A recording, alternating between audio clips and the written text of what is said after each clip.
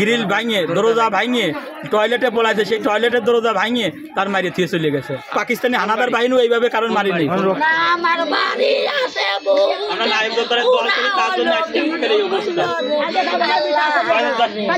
ওরা লোকজন নিয়ে আসে, আরো অনেকে আছে, অনেকের নাম আমি জানিনি।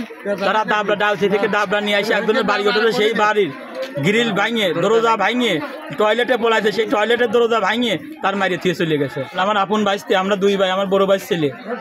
হ্যাঁ, আপনি ওখানে যান, তাই দেখবেন যে পাকিস্তানি হানাদার বাহিনীও এইভাবে কারণ মারি নেই।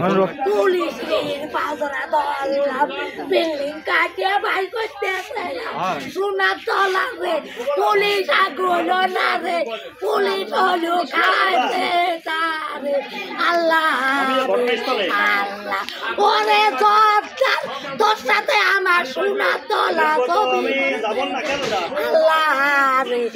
আল্লাহ আমরা নুরানা করিলাম না রে আল্লাহ রে আল্লাহ। বয়সে যে কোন ফাই দৌড়া দিচ্ছে আমরা কেউ জানিনি। এরই খেলা তো ভাই করছে কি যে অন্তরের মার ঘরে বাড়ি ঘেরুয়া করা চায়।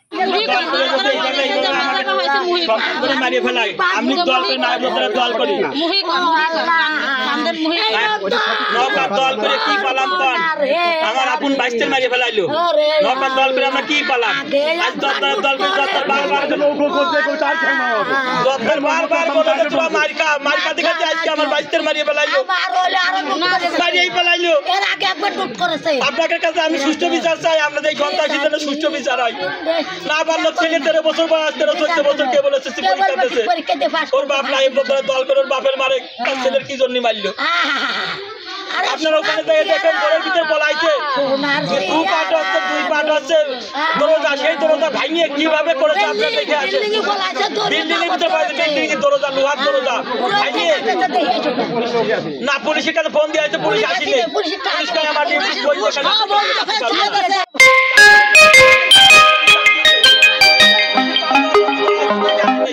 বলছি যে আমার বাইক এরকম অবস্থা, আমি রাতি পাচ্ছি আমার নিয়ে যাও, তোমার মতো চলে যাও।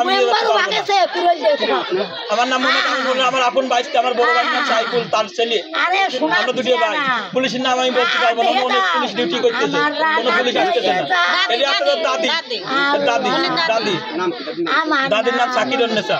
আমার রানার দেয়ে যায় আপনি এত সুন্দর সওয়াল দেখতে পারে, আপনার কষ্ট হবে না যে না পারলো ছেলে এর কি জন্য মারলো দল করে আপনাদের দেখে আসেন কিভাবে মারে, তো চলেন আমার কাছে, কিভাবে মারে সেখানে বলতে পারবেন। একটু